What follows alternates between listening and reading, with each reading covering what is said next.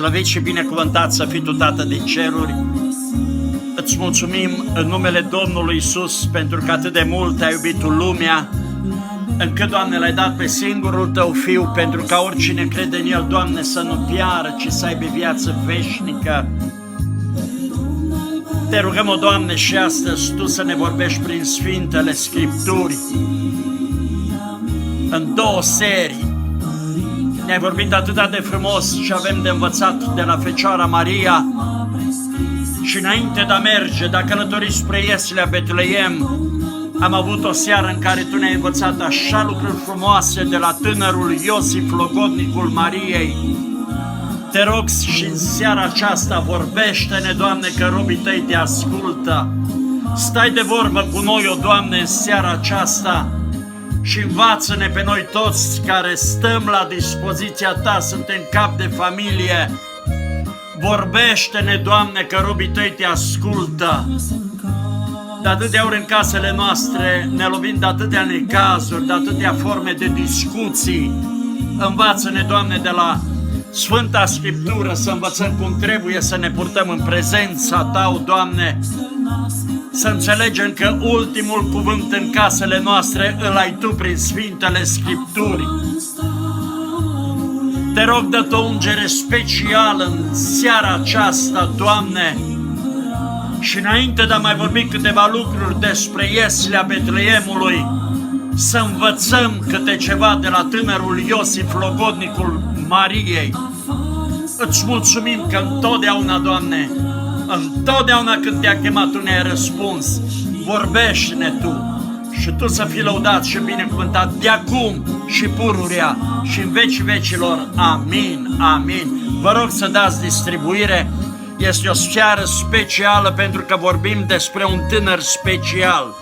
Un tânăr care a decis în frică și în teamă să se pună la dispoziția Domnului cu tot ceea ce este în el.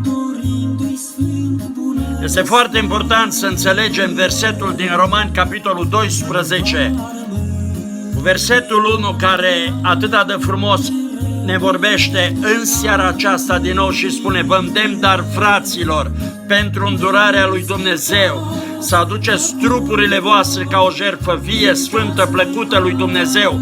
Aceasta va fi din partea voastră o slujbă duhovnicească cu adevărat.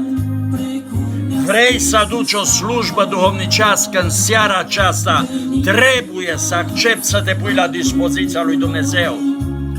În primul rând este o seară specială pentru frați și apoi este o seară specială și pentru surori.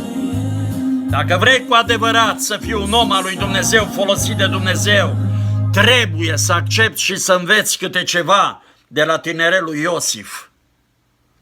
Ca să ajungi la Ieslea Betleemului să împlinești porunca Domnului, trebuie neapărat ca să te uiți, chiar dacă adevărul doare. Chiar dacă este o seară în care Sfânta Scriptură totuși ne mustră, nu cumva să dai un pas înapoi, pentru că toată Scriptura a fost insuflată de Dumnezeu să îndrepte și apoi să mustre. Trebuie să primim și mustrările, fraților. De multe ori la noi în casă ne credem că noi suntem totul și că noi avem ultimul cuvânt, dar uităm că de fapt ultimul cuvânt îl are Dumnezeu. Ultimul cuvânt îl are Dumnezeu, nu noi. Înțelegeți? Aș vrea să deschideți împreună cu mine, vom continua în seara aceasta ceea ce am început acum câteva seri și vom vorbi despre tânărul Iosif. Ne-am uitat atent spre el, l-am găsit de Dumnezeu, un bărbat, acest bărbat neprihănit și bărbatul acesta neprihănit, un om care se teme de Dumnezeu. Sunt câteva caracteristici ale lui care îl duce mai departe și cu ajutorul neprihănirii lui, a sfințeniei lui și ascultării de cuvântul lui Dumnezeu, o să călătorim pas cu pas până la Ieslea din Betleem. N-ai să poți să ajungi să te bucuri împreună cu cel născut în Ieslea Betleemului dacă prima dată nu facem pașii aceștia, să facem ordine și o rânduială în prezența Domnului în familiile noastre. Dumnezeu în familiile creștinilor nu are nevoie de dictatori, bărbați dictatori, nu. În familia noastră Dumnezeu are nevoie de oameni care să se pună cu totul în slujba lui Dumnezeu, cum a făcut acest tânăr Iosif. Fiți foarte atenți.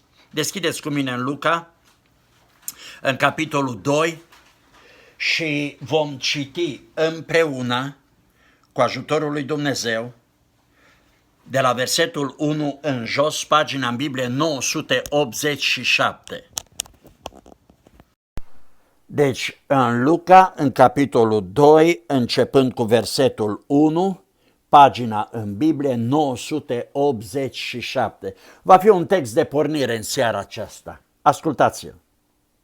În vremea aceea a ieșit o poruncă de la Cezar August să se înscrie toată lumea. Înscrierea aceasta s-a făcut întâia dată pe când era dregător în Siria Quirinius.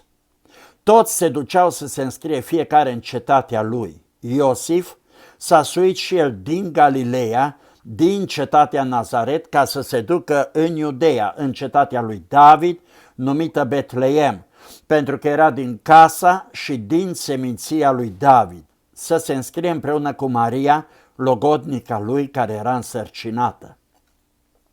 Pe când erau ei acolo, s-a împlinit vremea când trebuia să nască Maria și a născut pe fiul ei, cel întâi născut, l-a înfășat în scutece și l-a culcat într-o iesle, pentru că în casa de poposire nu era loc pentru ei. Amin. Aș vrea numai puțin să stăruim acestor 7 versete, să vedeți din aceste 7 versete câte au de învățat cei care au decis să se căsătorească și ce mult face în momentul când ai plecat la drum, să pleci la drum cu Dumnezeu. Dacă data trecută în Evanghelia după Matei am citit despre un Iosif care în totul s-a hotărât să se asculte de poruncile lui Dumnezeu, în Evanghelia lui Luca de la capitolul 2 găsim un Iosif care după o decizie să asculte de poruncile lui Dumnezeu, Iosif nu rămâne nepăsător nici la poruncile de jos. Dacă el s-a hotărât în poruncile de sus să fie întru totul ascultător de Dumnezeu, uitați-l în Luca, în capitolul 2, începând de la versetul 1 în jos, în totul ascultător și de poruncile de jos din cetatea lui Israel. Omul lui Dumnezeu niciodată nu întoarce spatele la un vot.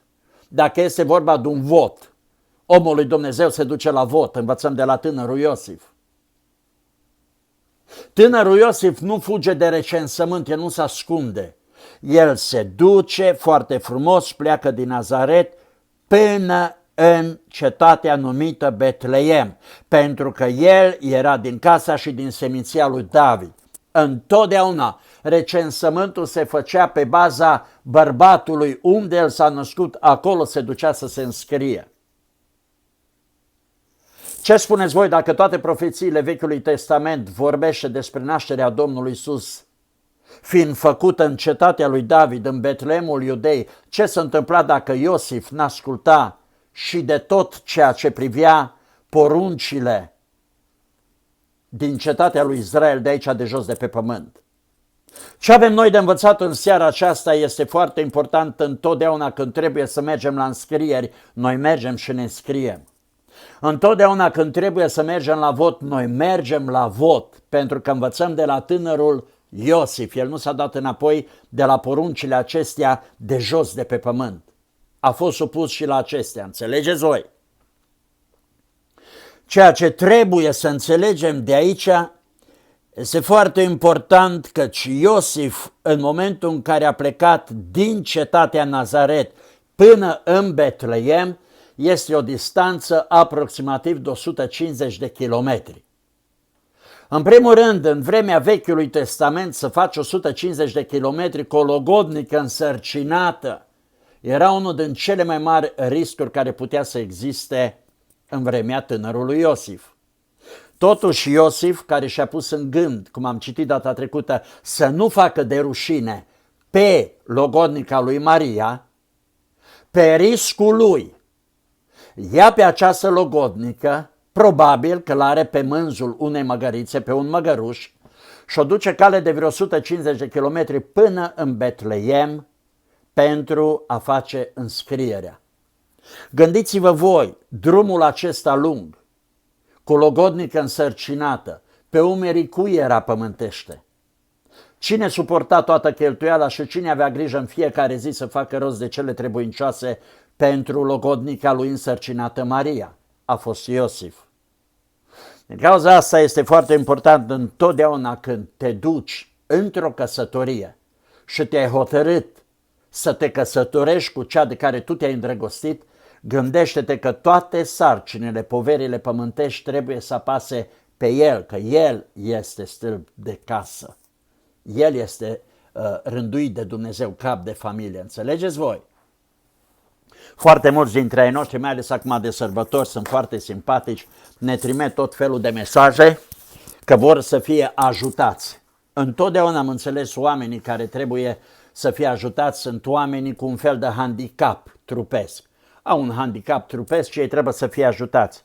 Dar omul perfect sănătos, ți-a dat Dumnezeu sănătate, nu ai nimica. Te așa Dumnezeu poate să pleci din România, să te duci la Paris sau să te duci la Londra și ajungi acolo și mingi din tot felul de tomberoane. Nu, așa ceva n-am să accept niciodată. Dumnezeu te-a binecuvântat cu sănătate. Dumnezeu te-a binecuvântat cu o familie frumoasă, să te duci până Europa, indiferent în care colț are Europei, ca să pui și să muncești, nu să ceri de pomană nimănui, să ceri de mila nimănui. Din contră, tu cu mâinile tale să muncești, cum spune Apostolul Pavel, și să ai să dai și la alții. Iosif, tânărul Iosif, nu ni se descrie aici. Fiți atenți, n-avem mari explicații aici. Cum stătea Iosif cu bugetul în momentul când a plecat din Nazaret, dar atât de mult îmi place. Iosif, uitați-vă versetul 4, Iosif s-a suit și el din Galileea, din cetatea Nazaret, ca să se ducă în Iudeea, în cetatea lui David numită Betlehem, pentru că era din casa și din seminția lui David, să se înscrie împreună cu Maria, logodnica lui, nu Maria să-l iei pe Iosif. Iosif și-a luat logodnica. Ce avem noi de învățat în seara aceasta? Ce credeți voi? Nu e așa că dă Iosif dovadă de cap de familie? Nu e așa că Iosif este pregătit pentru un drum de 150 de kilometri fără să cerșească la cineva și fără să o facă de rușine pe Maria? Dacă în Evanghelia după Matei Iosif nu vrea să o facă de rușine pe Maria, Iosif se ține de promisiune până în Betleem. El nu face de rușine pe Maria să o abandoneze la jumătatea drumului. Iosif, ca un familist convins, măcar că el n-avea mare experiență, dar dovedește că ajunge cu Maria. Până unde ajunge? Până în Betleem. Înțelegeți voi ce înseamnă să devii cap de familie? Să nu te faci de rușine la jumătatea drumului. Mai au tot felul de povești, am 3.000 de lire datorie și te-o binecuvântat Dumnezeu cu copii sănătoși, stai în casă, toată ziua pe scaun și nu mai vreau să spun pe tot felul de bârfe, pe live-uri, pe tot felul de alea, în loc să te duci să te apuci de muncă, să faci ceva, pentru că Dumnezeu înțelepciunea și tăria o dă la bărbați, să știți. V-am mai povestit eu, cred că ați mai auzit povestea lui John Wells, provine dintr-o familie, dacă nu mă înșel, 19 frați sau 16 frați. Avea acasă pe mama lor, o chema Suzana. Tatăl lor era pădurar. Tata venea acasă o dată la săptămână sau mi se pare la 2 săptămâni. Mama rămânea acasă și odată așa un exemplu. Și așa frumos au crescut acești 16 sau 19 copii, încât toți care erau băieți au ieșit păstori.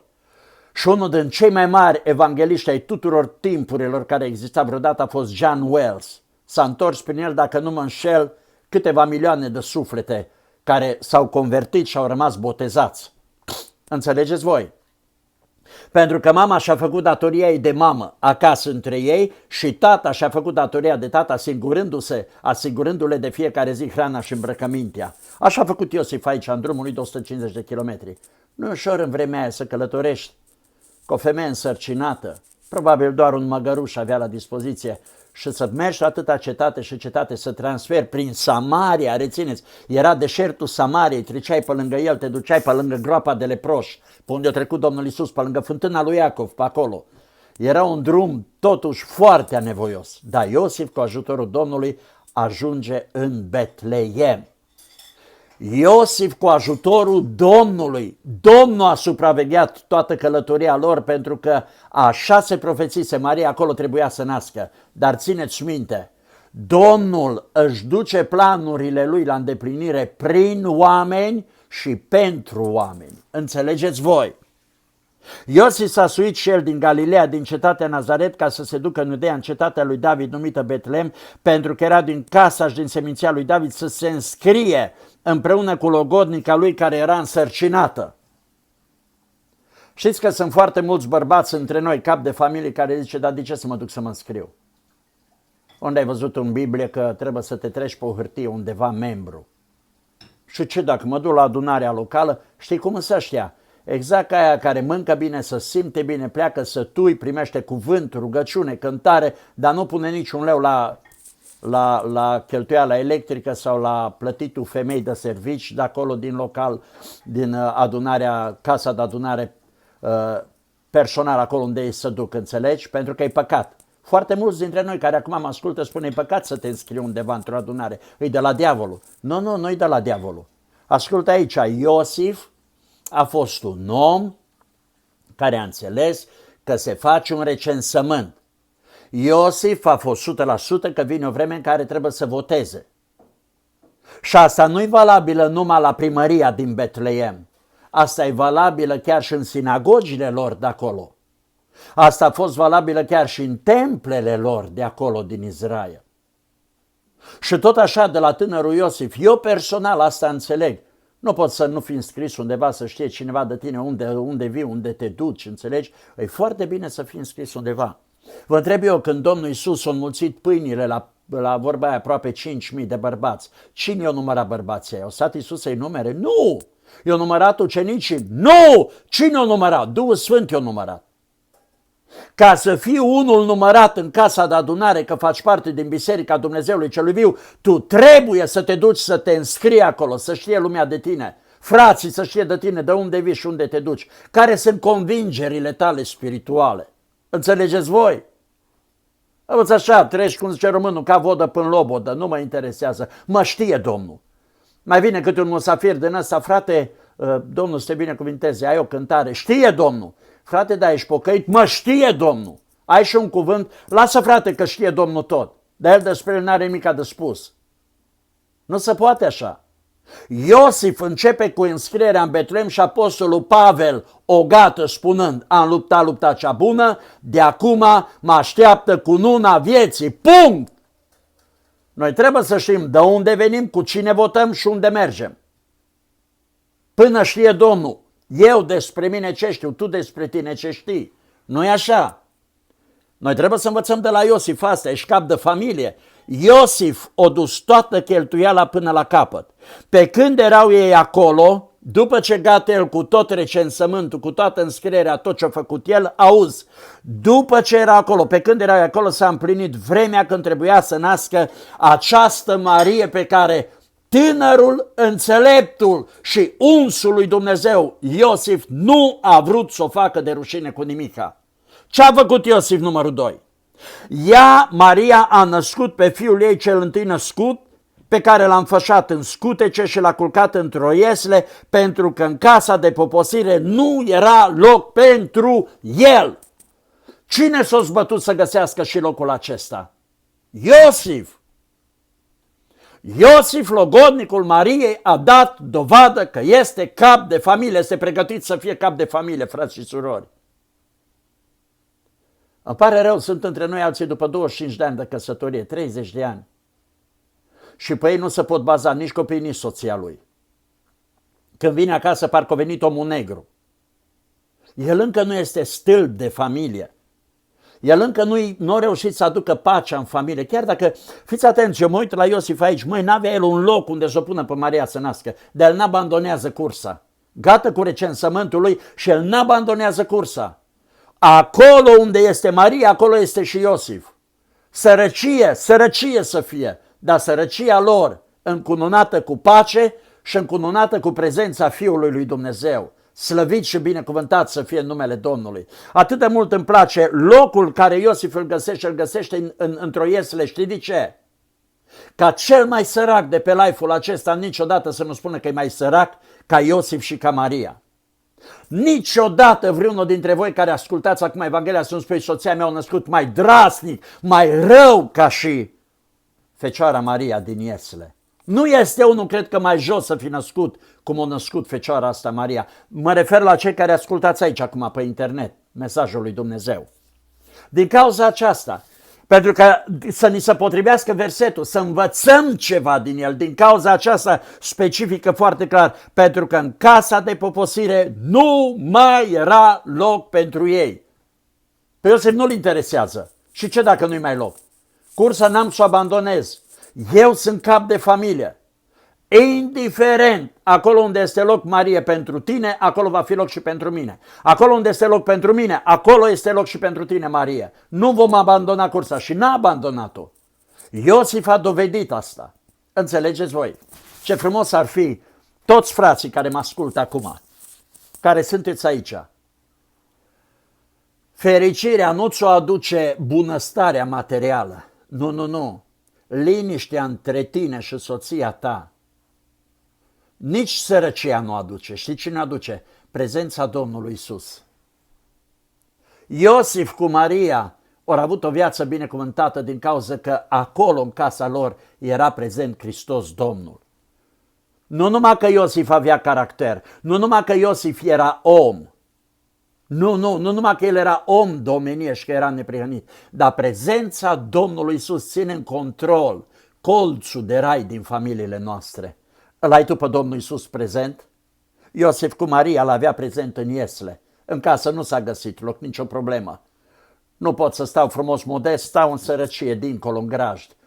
Chiar e o sărăcie luce, dar în sărăcia aia important este să fie prezent Hristos, Domnul Isus, Fiul lui Dumnezeu. Este El prezent în casele noastre? Poți să spui acum, înaintea Lui, Cel ce te vede, poți să declari cu adevărat, amin, în casa mea, El a făcut colț de rai. Știi ceva? De ce e important El să fie în casă? Pentru că tu, ca un cap de familie, poți să ai conștiință, poți să fii bărbat adevărat, ai o meserie bună, poți să-ți faci toate datorile de bărbat în casa ta, în familia ta, în fața soției tale și a copiilor tăi. Dar starea aia de colț de rai din casa ta, niciodată tu nu vei fi în stare să o faci ca bărbat. Ține minte, niciodată tu nu o vei face ca bărbat. Starea aia de colț de rai, de liniște, de pace, aducătoare de multă bunătate, de îndelungă răbdare, de a vă înțelege unii pe alții, nici bogăția, nici sărăcia, nici sănătatea, nici boala nu ți-o aduce. Știi cine ți-o aduce? Iisus Hristos, Fiul lui Dumnezeu. Atât de mult îmi place, nu s-a găsit loc pentru ei în casă. Numai în iesle, acolo, auzi, în iesle. Acolo, în iesle, pruncul înfășat în scutece a adus pacea între Iosif și între Maria. Și o să o găsim mai departe, mai mergem încă, că nu sunt multe versete de vorbit despre Iosif. Ai tu pacea aceasta? Dacă ai numai stare bună în casa ta, dacă toate lucrurile îți merg bine, într-o liniște tacită, așa, totul e ok, fiecare în camera lui cu iPhone-ul în mână, e liniște ca în mormânt, nu, noi nu vorbim de așa ceva. Noi vorbim de o stare de pace în prezența lui Iisus Hristos, înțelegi? El ce și-a promis și a zis, eu sunt lumina lumii. El ce a salutat atât de frumos, pace vouă. În momentul când El e în casa ta și El îți aduce pacea, îți spun, o să ai o sărbătoare cu Iisus Hristos frumoasă. Dacă Iisus lipsește din casa ta, vă rog să nu vă supărați pe mine, v-am spus, astăzi este un subiect în care Domnul vrea să ne și mustre. Când lipsește Iisus din casă, îl completezi cu un brad frumos. Când Iisus lipsește din casa ta, îl completezi luna aceasta cu niște cadouri frumoase, cu niște globuri frumoase și cu o mâncare frumoasă în bucătărie, că este sărbătorile de iarnă. În momentul când Iisus Hristos cu adevărat este în casa ta, ție-ți ajunge. Sărbătoarea ta o face completă prezența Domnului Iisus, sărbătoritul. Sărbătoritul îți acopere așa frumos toată sărbătoarea asta, așa frumos, exact cum spune David, până acolo că paharul meu este plin de dă peste el. Ce spuneți, frații mei? Acum stau de vorbă cu voi, cu frații. Îl ai tu, te silești tu în fiecare zi să-l aduci familiei tale. Tu ești cap de familie. Capul tău este Iisus Hristos. Îl aduci tu pe acest cap al tău, Iisus Hristos, în fiecare zi. Îl dovedești tu cu adevărat în familia ta. Dumnezeu din cer să ne ajute să învățăm de la Iosif. Atât de mult îmi place.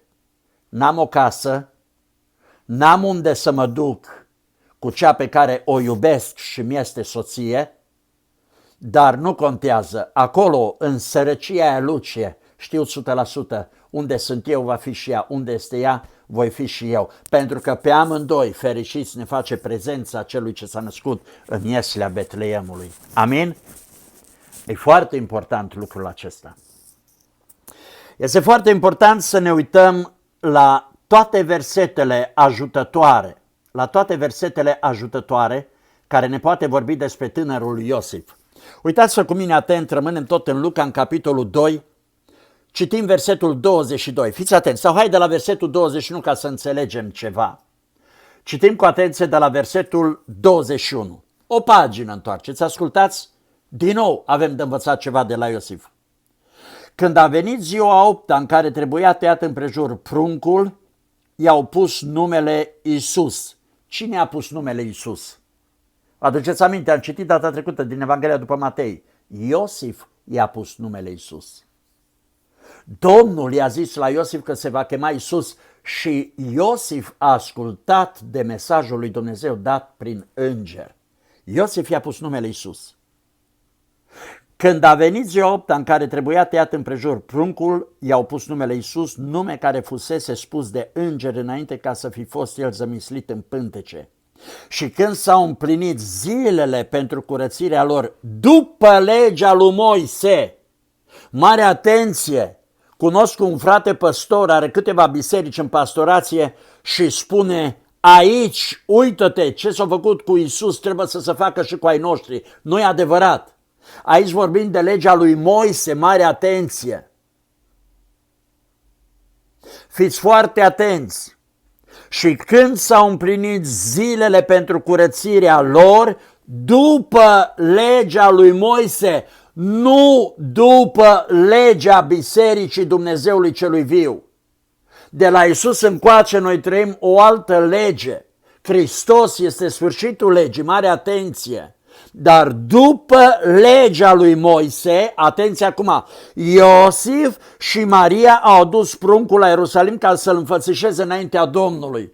Cine a adus pruncul înaintea Domnului? Ia auziți, prima dată spune Iosif și după aia spune Maria. A cui este obligația când soția ta naște în casă, fie băiat, fie fetiță? A cui este obligația să-l aduci înaintea Domnului? A soțului este obligația. Iosif, ascultați cu atenție, Iosif și Maria au dus pruncul la Ierusalim ca să-l înfățișeze înaintea Domnului, după cum este scris în legea Domnului. Orice întâi născut de parte bărbătească va fi închinat Domnului. Și Iosif a fost adus la templu în Ierusalim înaintea Domnului. Și acum, ca să vedeți că ce s-a făcut în legea lui Moise nu se mai face în legea Harului, cum spunem noi, după ce l-a adus și l-a închinat Domnului, trebuia să aducă jertfă, o pereche de turturele sau 2 pui de porumbei, după cum este poruncit în legea Domnului. Mai face cineva lucrul acesta? Nu. Pe atunci de ce scoatem de aici numai ce ne place? Deci din aceste 1, 2, 3, 4 versete ce vreau să dovedesc, Tata este cel ce decide ca pe prunc să-l ducă înaintea Domnului la casa Domnului și Dumnezeu să-l binecuvinteze. Tata și cu mama. Tata nu este dictator. Tata nu face ce vrea el. Tata face împreună cu mama. Auziți, Iosif și Maria. Ei deja erau una în hotărâri. Înțelegeți voi? N-aș vrea să întreb, tu cum ești în casa ta? Că fiecare ne cunoaște în casele noastre.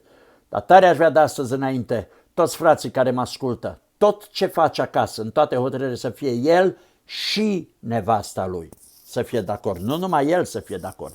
Sunteți de acord cu mine, frații mei? E biblic ce vorbesc, așa-i?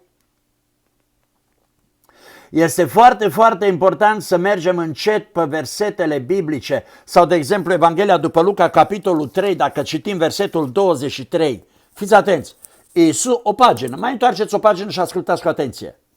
Iisus avea aproape 30 de ani când a început să învețe pe norod și era, cum se credea, fiul lui Iosif și continuă spița de neam.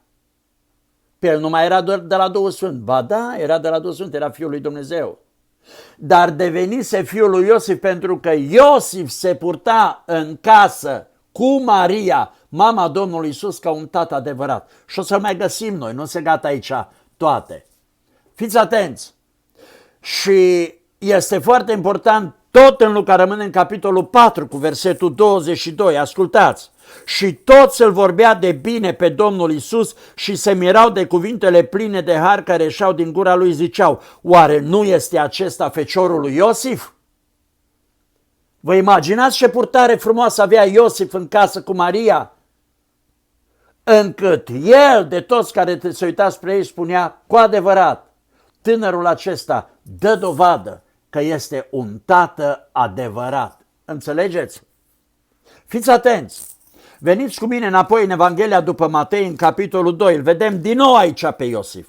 Un alt pasaj foarte frumos, capitolul 2 cu versetul 13. Ascultați, pagina Biblie 924. După ce au plecat magii, un înger al Domnului se arată în visul lui Iosif și zice, scoală-te, ia pruncul și pe mama lui, fugi în Egipt și rămâi acolo până îți voi spune eu, căci Irod are să caute pruncul ca să-l omoare. Acum atenție, Iosif s-a sculat, a luat pruncul și pe mama lui noaptea și a plecat în Egipt. Două versete foarte simple.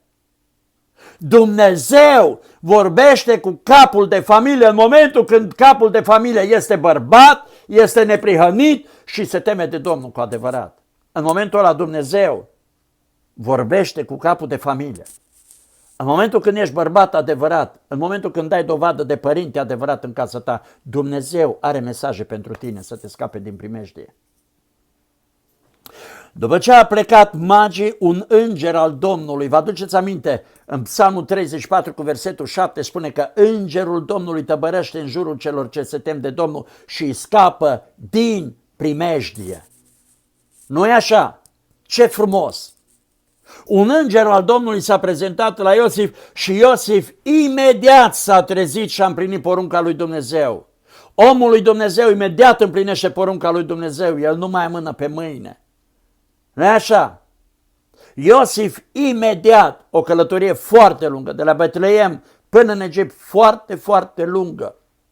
Și Iosif este cel care face rost de resursele necesare, s-a sculat, spune, și a plecat. S-a dus în Egipt și de acolo Iosif se întoarce tot la porunca lui Dumnezeu. Omul lui Dumnezeu nu face numai porunca lui Dumnezeu. El nu stă decât în porunca lui Dumnezeu. Înțelegeți voi? Este foarte important să înțelegem. Fiți atenți, Matei capitolul 13, o mare încurcătură în Biserica Ortodoxă și Catolică. Deschideți cu mine în Matei capitolul 13, este foarte important să lămurim și lucrul acesta. Versetul 55. Ascultați-l cu atenție, pagina Biblie 939. Se pune problema dacă Maria o mai avut copii sau numai pe Domnul Iisus. Biserica Ortodoxă, fără nicio probă, spune nu, a fost numai Domnul Iisus. Nu e adevărat.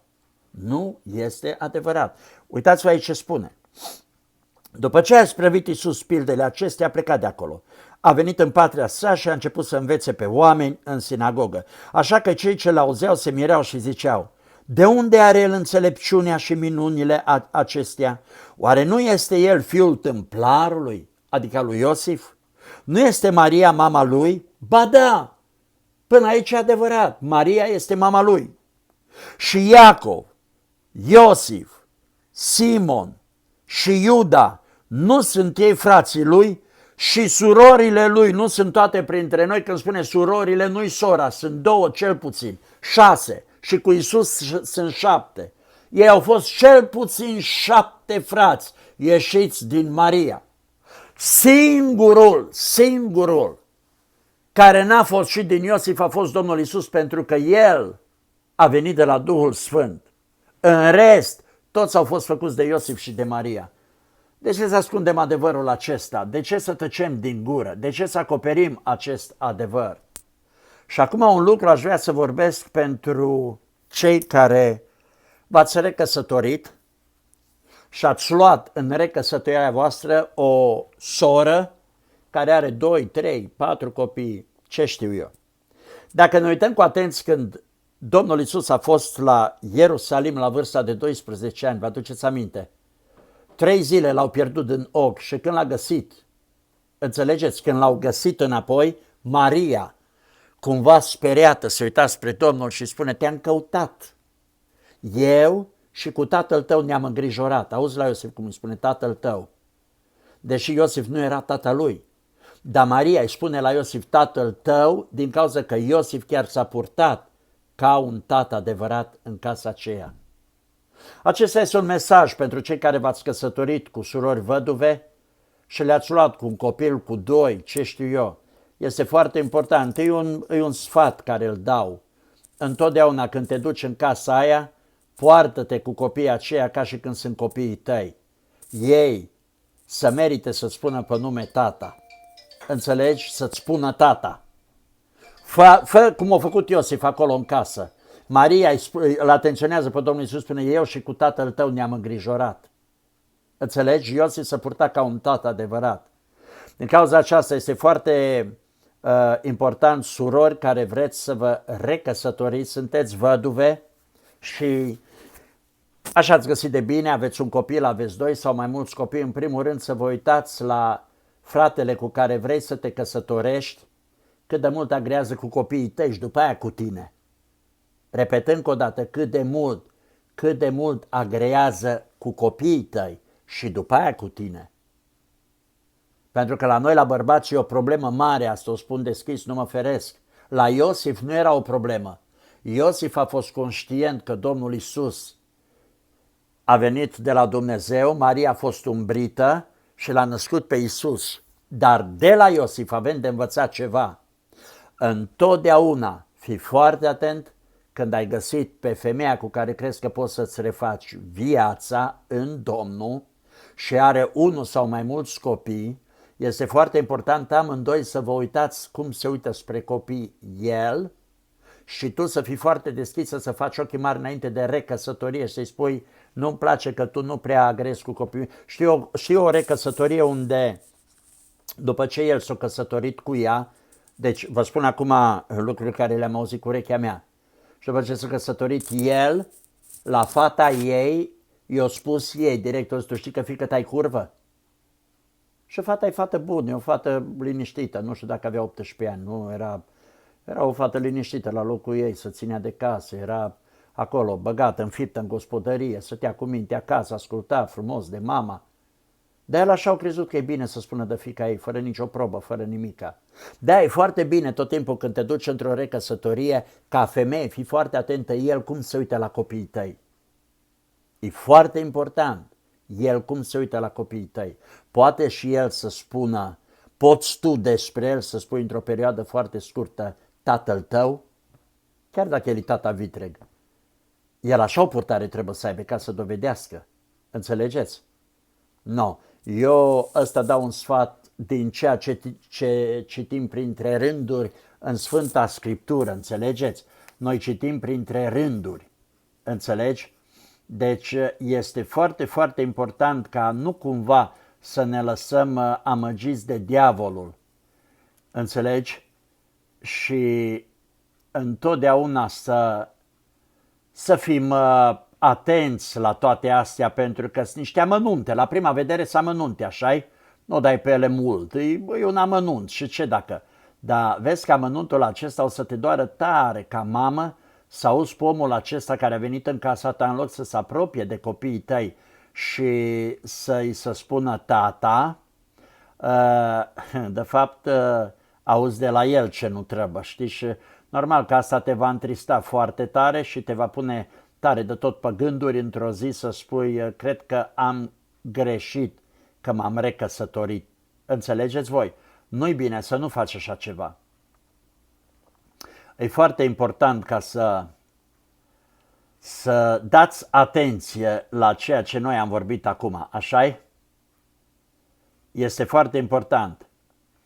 Deschideți cu mine Evanghelia după Luca, capitolul 2, cu versetul 48, ne uităm un pic în el și de acolo o să învățăm acum. Cred că versetul ăsta va rămâne cheia din seara aceasta care trebuie să îl învățăm împreună.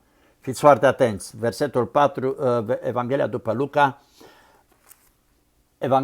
Luca, deschidem împreună în capitolul 2, versetul 48. Evanghelia după Luca 2 cu 48. Sau hai mai sus să spun, de la versetul 46, pagina în Biblie 989, ascultați. După 3 zile l-au găsit în templu pe Domnul Iisus șezând în mijlocul învățătorilor, ascultându-i și punându-le întrebări. Toți care îl auzeau rămâneau uimiți de priceperea și răspunsurile lui. Când l-au văzut părinții lui, au rămas înmărmuriți și mama lui a zis: Fiule, pentru ce te-ai purtat așa cu noi? Iată că tatăl tău și eu te-am căutat cu îngrijorare. Ce spuneți de asta? E dur cuvântul ăsta, fraților. În seara aceasta e cel mai dur cuvânt care Domnul m-a pus pe inimă să vi vorbesc. Dacă vrei să te recăsătorești cu o soră care are un copil, 2 sau mai mulți, fă ochii mari. Vorbim între noi bărbați acum. Fă ochii mari și gândește-te, tu nu trebuie doar să-i suporți. Bă, copiii n-am ce face. Nu. Tu în momentul în care te recăsătorești, tu trebuie să dai dovadă, nu forțată, că într-o zi copilul ăla nu-ți mai va spune pe nume nenea Gheorghe și nenea Nelu sau cum te cheamă pe tine, îți va spune tata. Într-o zi ea, când va vorbi ceva cu copilul ei din căsătoria anterioară, ea să spună: eu și cu tata ne îngrijorăm pentru tine, sau eu și cu tatăl tău am decis cu tare și cu tare lucru. Așa e că-i dur cuvântul. Eu știu că cuvântul ăsta la mulți care mă ascultați acum nu vi-l place. Dar dă dovadă în recăsătoria ta că te porți ca un tată adevărat cu copiii soției tale. Dacă vrei ea să se poarte frumos cu copiii tăi, prima dată tu, cap de familie, poartă-te frumos cu copiii ei. Învață de la tânărul Iosif. Înțelegi? Din cauza aceasta Dumnezeu ne-a dat foarte multe versete cu privire la tânărul Iosif. Să vedem cât de multe avem de învățat. În câteva versete, atâtea câte sunt, noi trebuie să învățăm și punct. Nu-mi place să mă dau pe mine exemplu. Nici nu vreau să mă folosesc de vreun alt exemplu. Rămân doar la Iosif și la Maria. Nu Iosif a zis la Domnul Iisus: măi, tu știi că eu ca tată Nu.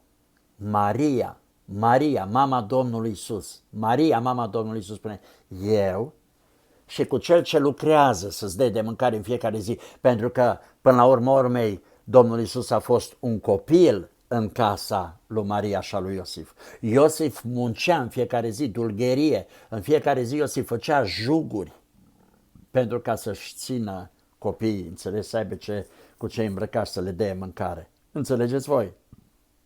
Așa că toți care vă gândiți la o recăsătorie, sunteți singuri și vreți să vă recăsătoriți, fă ochii mari, frate, fără să vorbești cu viitoarea ta soție.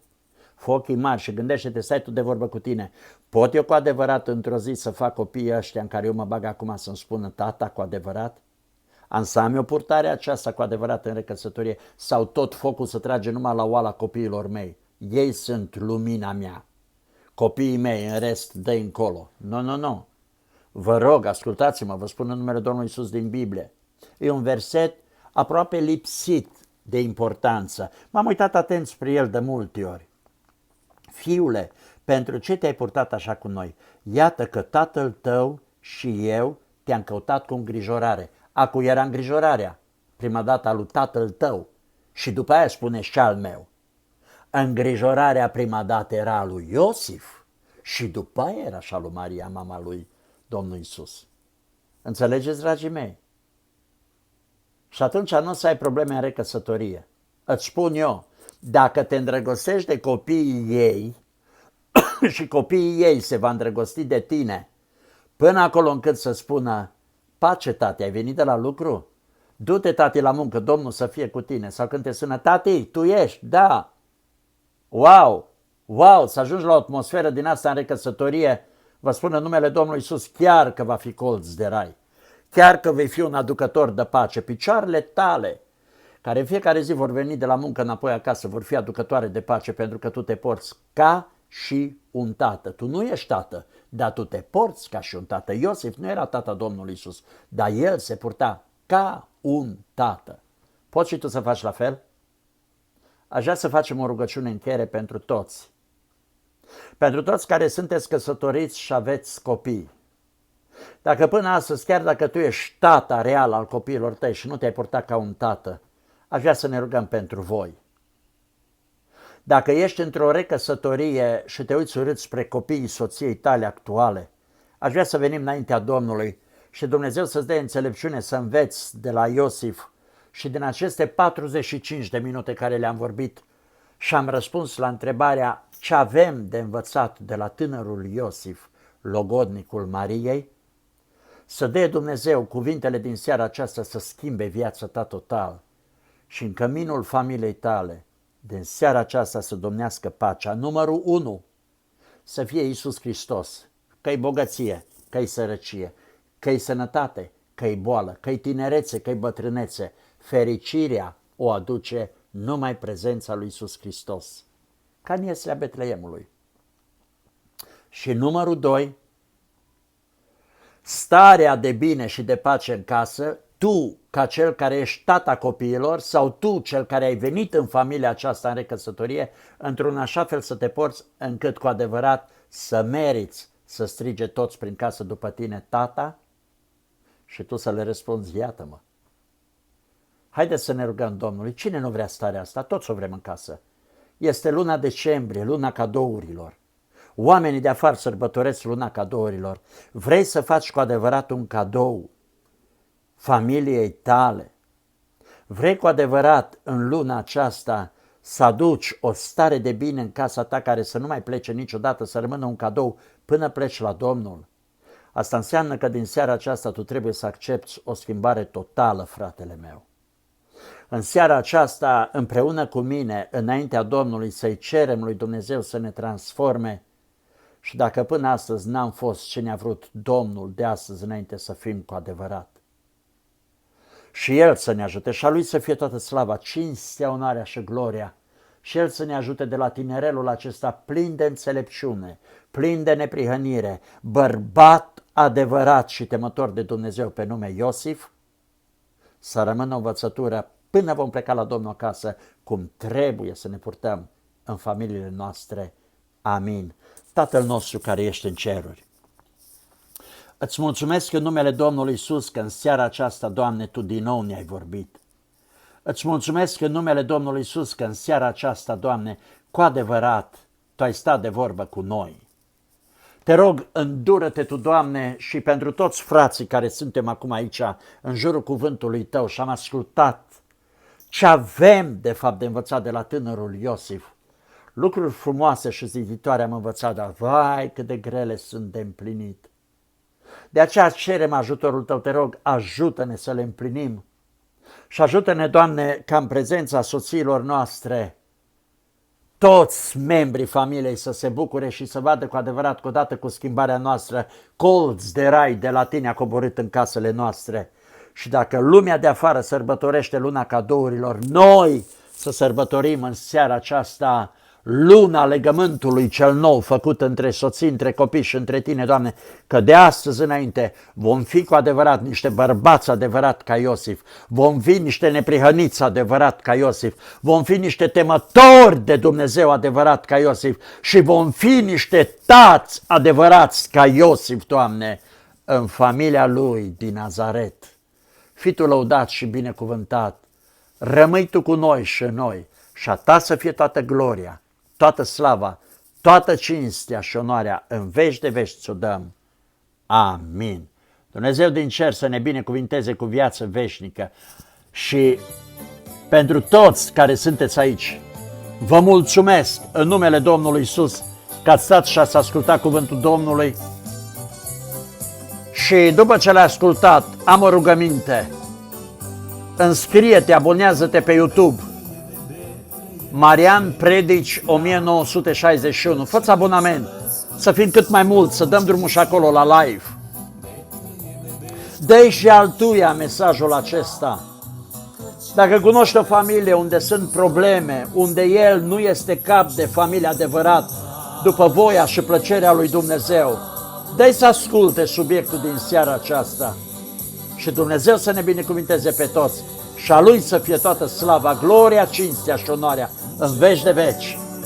Amin.